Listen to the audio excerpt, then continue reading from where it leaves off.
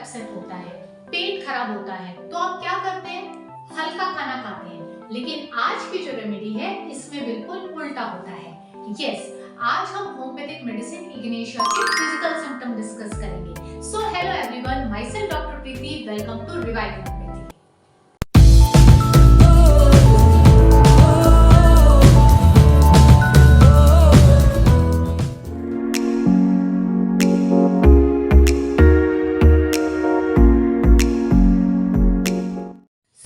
Ignatia amara, I hope Ignatia personality की पहले वाली वीडियो आपने देखी है, उसका लिंक यहाँ दिया हुआ है।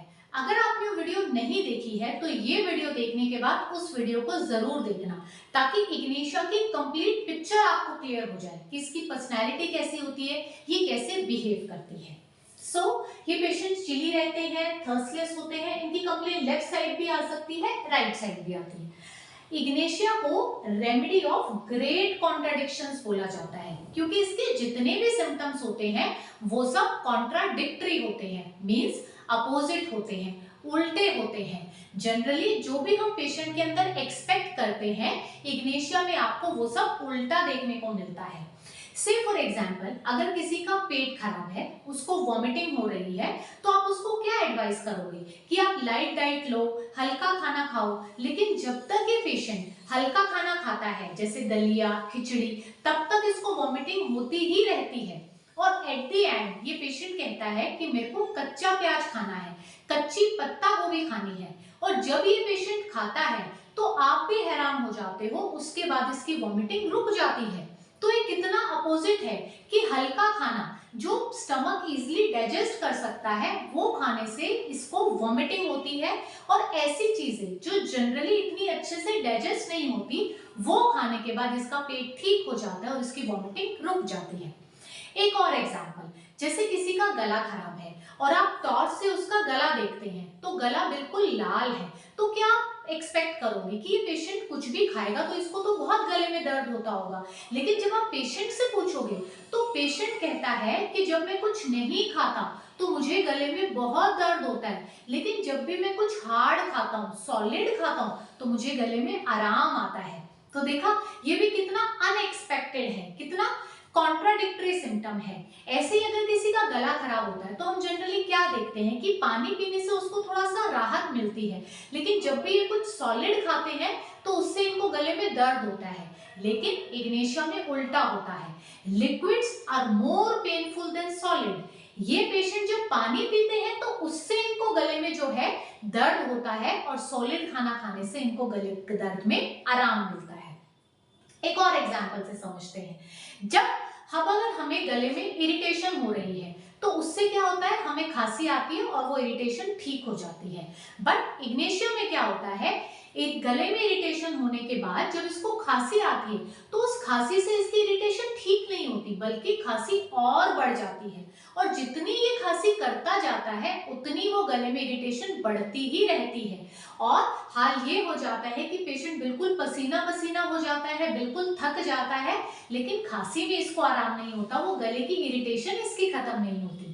ऐसे ही इन पेशेंट्स को जिनको बहुत खांसी आती है, हम क्या बोलते हैं कि आप थोड़ा सा आराम करो, चलो मत, नहीं तो आपकी खांसी बढ़ेगी। बट यहाँ उल्टा होता है, जब ये पेशेंट चलते हैं तो इनको खांसी में आराम आता है, लेकिन जब ये आराम से खड़े हो जाते हैं एक जगह पे, उस टाइम इनकी खांसी बढ़ती है। Aggravation on standing and amelioration while walking. एक और एग्जांपल, जैसे अगर इनके किसी जॉइंट में इन्फ्लेमेशन है, सूजन आ गई है, तो वो एरिया पूरा लाल है, तो आप क्या एक्सपेक्ट करोगे कि इतना इसको सूजन है जॉइंट में तो इसको आराम से टच करेंगे, नहीं तो इसको बहुत पेन होगा। लेकिन पेशेंट क्या कहता है कि सूजन पे अगर कोई इसको बहुत जोर से दबाता है तब उसको आराम मिलता है, एमुलरेशन और हार्ड प्रेशर। तो देखा, ये सारे कॉन्ट्राडिक्टरी सिम्टम्स है इग्नेशिया के। ऐसे और भी बहुत सारे सिम्टम्स हैं इसके, जहां आपको जो आप नॉर्मली एक्सपेक्ट करोगे आपको उससे उल्टा देखने को मिलेगा, right. Next, hyper sensitive to all external impressions. अब जितने भी एक्सटर्नल इंप्रेशंस हैं उसके लिए ये बहुत सेंसिटिव होते हैं, जैसे लाइट, नॉइज, ऑर्डर। जैसे सब लोग घर में एक नॉर्मल आवाज में टीवी देख रहे हैं तो इग्नेशिया को वो जो नॉर्मल साउंड है टीवी का वो भी बहुत लाउड लगता है। ये बोलती है अरे कितना तेज टीवी का वॉल्यूम है, इसको बंद करो, मेरे से ये आवाज सहन नहीं हो रही, मेरा सिर फट रहा है। ऐसे ही अगर कमरे में धूप आ रही है और सब लोग कंफर्टेबली उस धूप में बैठे हुए हैं, लेकिन इग्नेशिया से वो धूप भी बर्दाश्त नहीं होती, वो रोशनी बर्दाश्त नहीं होती। ये कहती है कि अरे पर्दे लगाओ, कितनी तेज धूप आ रही है, मुझसे ये धूप सहन नहीं हो रही, मेरा सिर फट रहा है।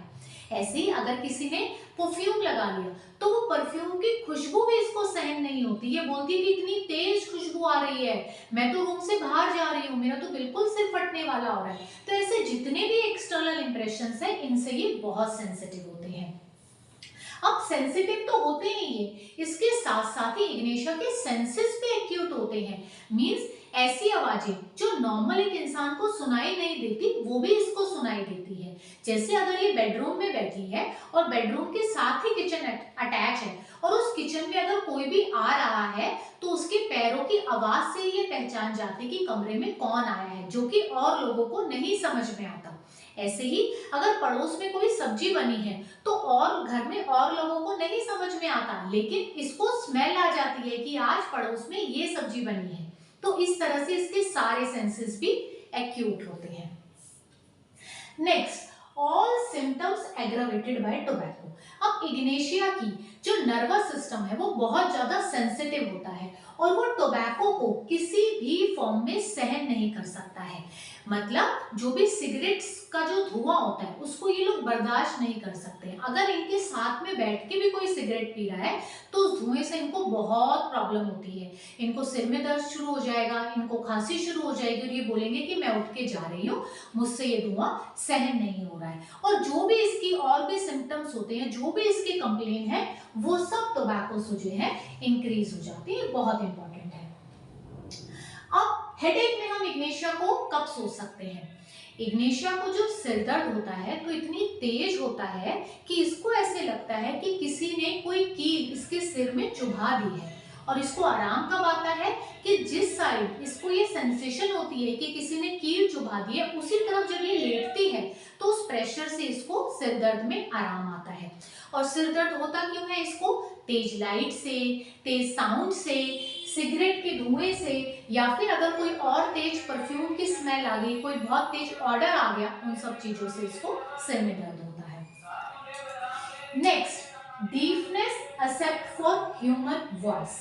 मींस इन लोगों को जो और साउंड है वो कम सुनाई देते हैं। जैसे डोरबेल बजी या कोई किचन के अंदर बर्तन गिरा तो ऐसी आवाजें इसको कम सुनाई देती है, लेकिन सामने से जब कोई इससे कोई बात कर रहा है वो सब इसको बहुत अच्छे से सुनाई देता है। ठीक है, मतलब उसको हियरिंग उसकी इम्पेयर्ड है, कम सुनाई दे रही है बाकी की चीजें, लेकिन आपस की जो बातचीत है वो उसको ठीक सुनाई दे रही है। तो ये बहुत ही इंपॉर्टेंट पॉइंट है इग्नेशिया का, क्योंकि इसके अंदर सिंगल इग्नेशिया प्रेजेंट है। अब यहाँ हम इसको फॉस्फोरस से भी डिफरेंशिएट करेंगे। फॉस्फोरस के अंदर सिम्टम होता है deafness, specially for human voice. Means phosphorus का जो पेशेंट है उसको जो और आवाजें हैं जैसे बेल की साउंड या किसी ने टेबल पे टैप करा, ये सब उसको जो है ठीक से सुनाई देती है, लेकिन सामने से अगर कोई उससे कोई बात कर रहा है तो वो आवाज उसको सुनाई नहीं देती। तो ये जो सिम्टम है ये फॉस्फोरस का और इग्नेशिया का बिल्कुल उल्टा है। ओके, फीवर में कब इंडिकेटेड होती है Ignatia? Fever with mark periodicity. Means in patient को जो फीवर आता है वो हर रोज एग्जैक्टली सेम आवर पे ही आएगा। जैसे अगर किसी को आज 11 बजे बुखार आ रहा है तो कल भी सेम एग्जैक्टली 11 बजे ही उसे दोबारा बुखार आएगा।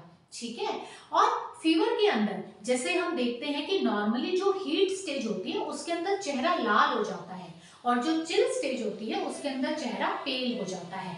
बट यहाँ पर इग्नेशिया में उल्टा होता है, इसके अंदर हीट स्टेज के अंदर फेस पेल हो जाता है और चिल स्टेज के अंदर फेस रेड हो जाता है। ऐसे ही नॉर्मली फीवर में हीट स्टेज के अंदर पेशेंट को ज्यादा प्यास लगती है और चिल स्टेज के अंदर प्यास नहीं लगती। बट इग्नेशिया में यहाँ भी उल्टा है, इसको हीट स्टेज के अंदर प्यास नहीं लगती जबकि चिल स्टेज के अंदर बहुत प्यास लगती है। तो ये सारे कॉन्ट्राडिक्टरी सिम्टम्स होते हैं इसके अंदर।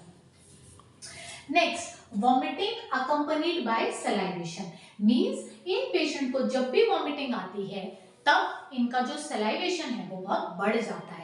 पेशेंट आकर आपको बोलता है कि जब जब मुझे उल्टी आती है उससे पहले मेरा जो मुंह है वो बिल्कुल पानी से भर जाता है, बहुत ज्यादा लार इकट्ठी हो जाती है। अब ये सिम्टम बहुत इंपॉर्टेंट है क्योंकि इसके अंदर भी सिंगल इग्निशिया प्रेजेंट है। तो ये जो ऐसे सिंगल रेमेडी रूब्रिक्स होते हैं जिनके अंदर सिंगल रेमेडी प्रेजेंट होती है, ये बहुत ही इंपॉर्टेंट हो जाते हैं प्रिस्क्राइबिंग के लिए। ठीक है, तो इन रूब्रिक्स को हमें हमेशा याद रखना चाहिए। तो ये है इग्निशिया की ओवरऑल पिक्चर। आई होप आपको अच्छे से समझ में आ गई है। इसके रिगार्डिंग कोई भी क्वेरी है तो आप मेरे को कमेंट सेक्शन में कमेंट कर सकते हैं। Till then have a good day. Thank you.